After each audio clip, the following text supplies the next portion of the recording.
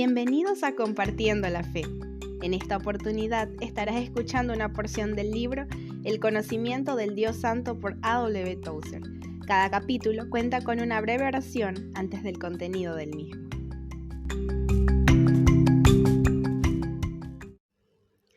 Capítulo 5. La autoexistencia de Dios. Oremos. Señor de todos los seres, solo tú puedes afirmar aquello de yo soy el que soy. Con todo nosotros que hemos sido hechos a imagen tuya, podemos repetir cada cual a otro, yo soy, confesando así que nos derivamos de ti y que nuestras palabras solo son un eco de las tuyas. Te reconocemos como el gran original del cual, gracias a tu bondad, somos copias agradecidas aunque imperfectas. Te adoramos, Padre Eterno. Amén. Dios no tiene origen, decía Noviciano, y es precisamente este concepto de carencia de origen el que distingue a aquel que es Dios de todo lo que no sea Dios. Origen es una palabra que solo se puede aplicar a las cosas creadas. Cuando pensamos en algo que tiene origen, no estamos pensando en Dios. Dios tiene existencia en sí mismo, mientras que todas las cosas creadas se originaron necesariamente en algún lugar y en algún momento. Aparte de Dios, no hay ser alguno que haya sido su propia causa. El niño con su pregunta, ¿de dónde vino Dios?, está reconociendo sin quererlo que es una criatura. El concepto de causa, fuente y origen está fijado en su mente. Sabe que todo cuanto le rodea vino de algo distinto a sí mismo y todo lo que hace es extender ese concepto hacia arriba, hacia Dios. El pequeño filósofo está pensando en un verdadero idioma de criatura. Y si tenemos en cuenta su falta de información fundamental, está razonando de manera correcta. Se le debe decir que Dios no tiene origen y lo va a encontrar difícil de captar, puesto que esto introduce una categoría con la que no está familiarizado en absoluto y contradice la tendencia hacia la búsqueda de los orígenes que se halla tan profundamente implantada en todos los seres inteligentes. Una tendencia que los impulsa a buscar cada vez más atrás hacia unos comienzos aún no descubiertos. Pensar en aquello a lo que no se puede aplicar la idea de origen no es fácil, si es que resulta posible en absoluto. Así como bajo ciertas condiciones se puede ver un pequeño destello de luz, no a base de mirarlo de manera directa, sino a base de enfocar los ojos ligeramente hacia un lado, así también sucede con la idea del increado. Cuando tratamos de centrar nuestro pensamiento sobre aquel que es un ser puro, increado, es posible que no lleguemos a ver nada en absoluto, porque Él habita en una luz a la que ningún hombre se puede aproximar. Solo por medio de la fe y del amor podremos captar un destello suyo cuando Él vaya pasando junto a nuestro refugio en una hendidura de roca.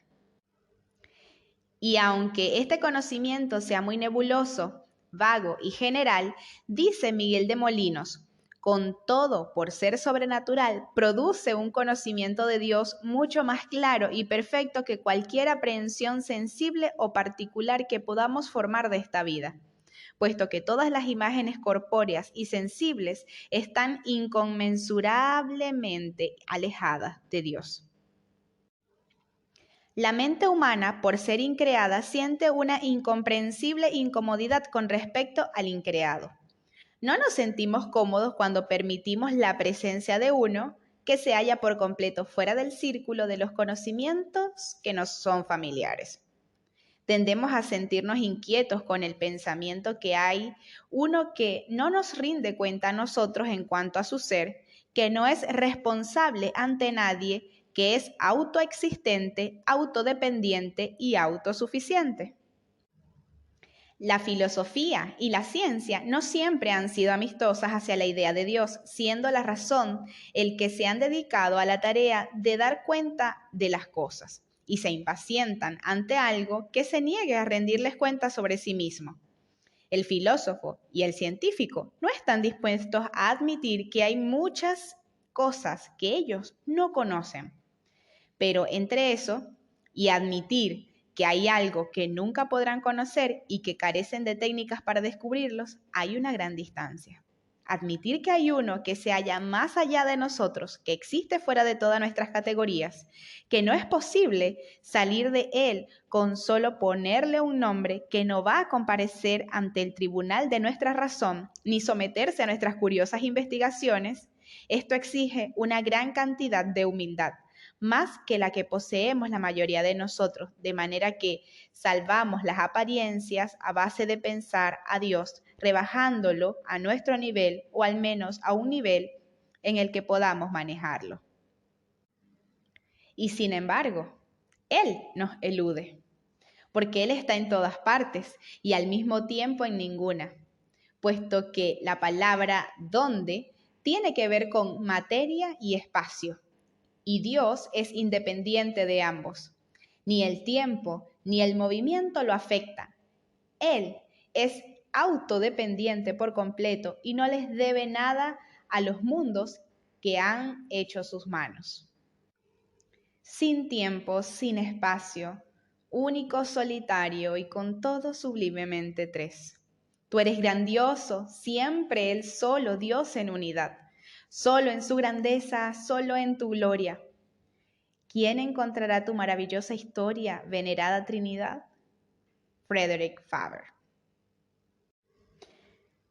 No es un pensamiento agradable el que de millones de seres humanos que vivimos en una tierra donde hay Biblias, que pertenecemos a iglesias y trabajamos por adelantar la religión cristiana, nos podamos pasar con toda nuestra vida entera en esta tierra sin haber pensado o tratado de pensar con seriedad ni una sola vez acerca del ser de Dios. Pocos de nosotros hemos dejado que nuestro corazón contemple extasiado al yo soy, el yo autoexistente, más allá del cual no puede pensar criatura alguna. Los pensamientos de este tipo son demasiado angustiosos para nosotros. Preferimos pensar dónde hará más bien. Por ejemplo, cómo construir una ratonera mejor o cómo hacer que crezcan 2 briznas de hierba donde antes crecían solo una. Y por esto estamos pagando ahora un precio demasiado alto en la secularización de nuestra religión y la decadencia de nuestra vida interior. Quizá algunos cristianos sinceros pero perplejos quieran averiguar en este momento cuán prácticos son los conceptos como los que estoy tratando de presentar aquí. ¿Qué importancia tiene esto para mi vida? Dirán. ¿Qué significado puede tener la autoexistencia de Dios para mí y para otros como yo en un mundo como este y en tiempos como los que corren? A esto contesto que somos obra de Dios y de esto se sigue como consecuencia que todos nuestros problemas y sus soluciones son teológicos. Es indispensable tener cierto conocimiento de la clase de Dios que opera en el universo para tener una filosofía sana de vida y una visión cuerda del escenario del mundo. El tan citado consejo de Alexander Pope. Conéctate pues a ti mismo, no trates de analizar presuntuoso a Dios. El estudio adecuado para la humanidad es el hombre. Si lo seguimos de forma literal, destruiría toda posibilidad de que el hombre se llegue a conocer a sí mismo alguna vez de una forma que no sea la más superficial. Nunca podremos saber quiénes o qué somos hasta que sepamos al menos algo de lo que Dios es. Por esta razón, la autoexistencia de Dios no es un jirón de alguna árida doctrina académica y remota. En realidad es algo tan cercano como nuestro aliento y tan práctico como la técnica quirúrgica más avanzada. Por razones que solo Él conoce, Dios decidió honrar al hombre por encima de todos los demás seres al crearlo a su propia imagen.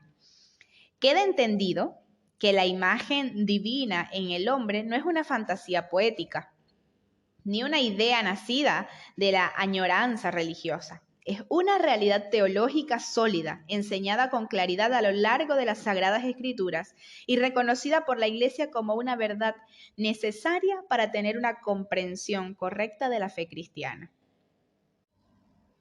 El hombre es un ser creado, un yo derivado y contingente que en sí mismo no posee nada, sino que para existir depende en cada momento de aquel que lo creó a su propia semejanza. La realidad de Dios es necesaria a la realidad del hombre.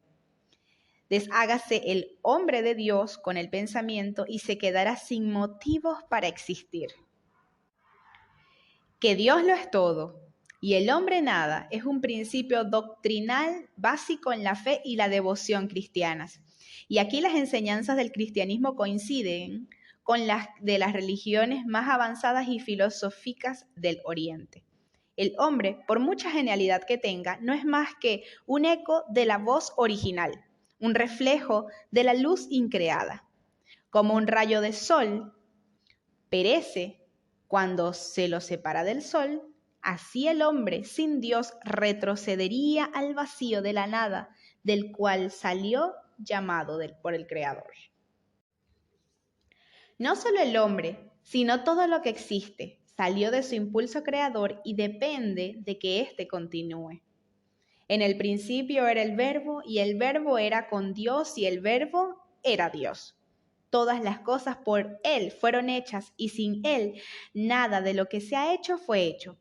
Así es como lo explica Juan, y con él coincide el apóstol Pablo.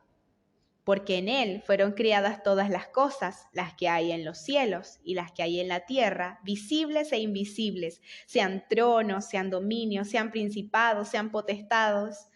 Todo fue creado por medio de Él y para Él. Y Él es antes de todas las cosas y todas las cosas en Él subsisten. El escritor de Hebreos une a su voz estos testimonios, atestiguando él también sobre Cristo, que Él es el resplandor de la gloria de Dios y la imagen misma de su persona, y que sustenta todas las cosas con la palabra de su poder.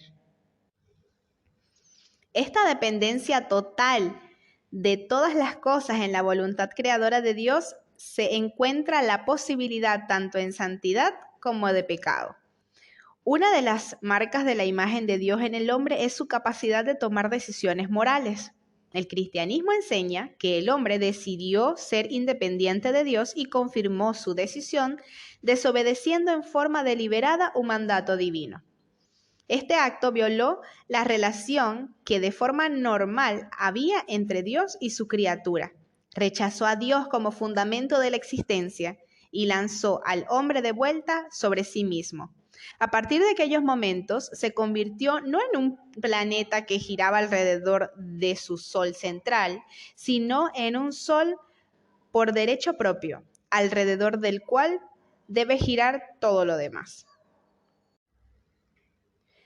No sería posible imaginar una afirmación más positiva del ser de Dios que sus palabras a Moisés.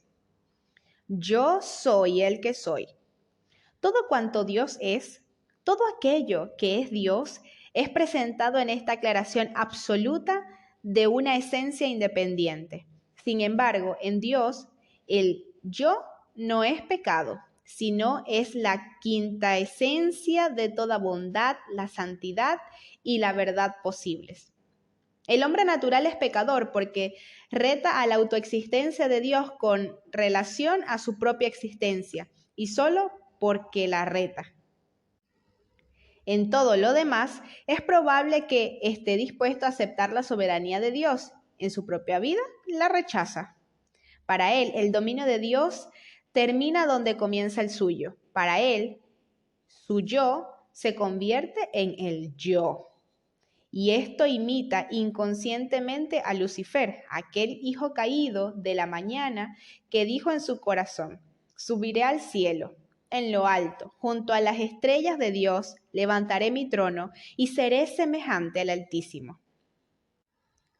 Con todo, el yo es tan sutil que son muy escasos los que se hallan conscientes de su presencia. Porque el hombre nace rebelde, no está consciente de que lo es. Su constante afirmación del yo, tal como él lo define, le hace una persona muy natural. Está dispuesto a compartirse a sí mismo, algunas veces incluso a sacrificarse por un fin anhelado, pero nunca a destronarse a sí mismo. Por bajo que descienda en la escala de la aceptación social, ante sus propios ojos sigue siendo un rey sobre su trono y nadie, ni siquiera Dios, le puede arrebatar ese trono. El pecado tiene muchas manifestaciones, pero su esencia es una sola. Un ser moral creado para adorar ante el trono de Dios se sienta en el trono de su propio ser y desde esa elevada posición declara: yo soy. Eso es pecado en su esencia más concentrada. Sin embargo, puesto que es natural, da la impresión de que es bueno. Solo cuando el alma es llevada en el Evangelio ante la faz del Santísimo, sin el escudo protector de la ignorancia, es cuando esa terrible incongruencia moral es sacada al nivel de la conciencia. El lenguaje del evangelismo se dice que el hombre que es enfrentado así con la presencia del fuego de Dios Todopoderoso se halla bajo convicción. Cristo se refirió a esto cuando dijo acerca del Espíritu que Él enviaría a este mundo. Y cuando Él venga, convencerá al mundo de pecado, de justicia y de juicio.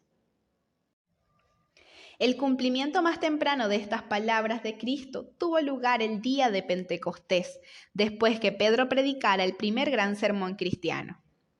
Al oír esto, se compungieron de corazón y dijeron a Pedro y a los otros apóstoles: varones hermanos, ¿qué haremos? ¿Qué haremos?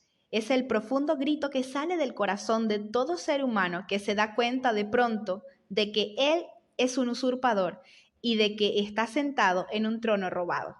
Por dolorosa que sea, es precisamente esta aguda consternación moral la que produce el arrepentimiento genuino y hace del penitente un robusto cristiano, después que haya sido destronado y haya encontrado perdón y paz por medio del Evangelio.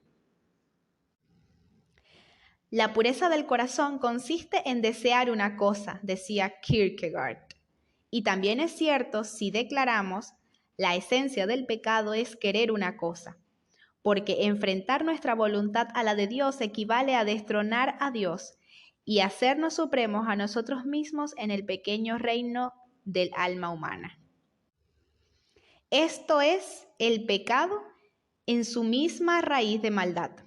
Aunque los pecados se multipliquen como la arena de la playa, siguen siendo uno solo. Los pecados son porque el pecado es.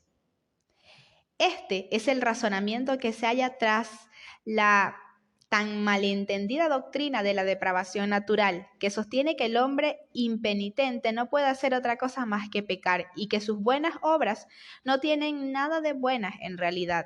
Sus mejores obras religiosas Dios las desecha, como rechazó la ofrenda de Caín. Solo cuando él le haya restaurado a Dios el trono que le había robado, serán aceptables sus obras. Pablo describe de manera vívida en el capítulo 7 de su carta a los romanos la lucha del cristiano por ser bueno, mientras aún vive dentro de él la tendencia hacia la afirmación de sí mismo como una especie de reflejo moral inconsciente, y su testimonio se halla en pleno acuerdo con las enseñanzas de los profetas. 800 años antes de la llegada de Cristo, el profeta Isaías identificó al pecado como la rebelión contra la voluntad de Dios y la afirmación del derecho de cada hombre a decidir por sí mismo la senda por donde ha de ir. Todos nosotros nos descarriamos como ovejas, dijo. Cada cual se apartó por su camino. Yo creo que no se ha dado nunca una descripción más exacta del pecado. El testimonio de los santos ha estado en perfecta armonía con el profeta y el apóstol, en cuanto al principio interno del yo que se halla en la fuente misma de la conducta humana, convirtiendo en maldad todo cuanto hacen los hombres. Para salvarnos completamente, Cristo tiene que invertir la tendencia de nuestra naturaleza, tiene que implantar dentro de nosotros un nuevo principio, de tal forma que nuestra conducta subsiguiente brote de un anhelo de promover la honra de Dios y el bien de los seres humanos. Los pecados viejos del yo deben morir y el único instrumento con el que se los puede matar es la cruz. Si alguno quiere venir en pos de mí, niéguese a sí mismo y tome su cruz y sígame, dijo nuestro Señor. Y años más tarde, Pablo podría exclamar victorioso: con Cristo estoy juntamente crucificado, y ya no vivo yo, mas vive Cristo en mí. Mi Dios, si el pecado su poder mantiene y en mi alma vive desafiante, no es suficiente que me perdones. Se debe alzar la cruz para que muera mi yo. Oh Dios de mi amor, revela tu poder. No basta con que Cristo haya resucitado, yo también debo buscar los cielos resplandecientes y levantarme de entre los muertos, como se levantó Cristo. Himno griego.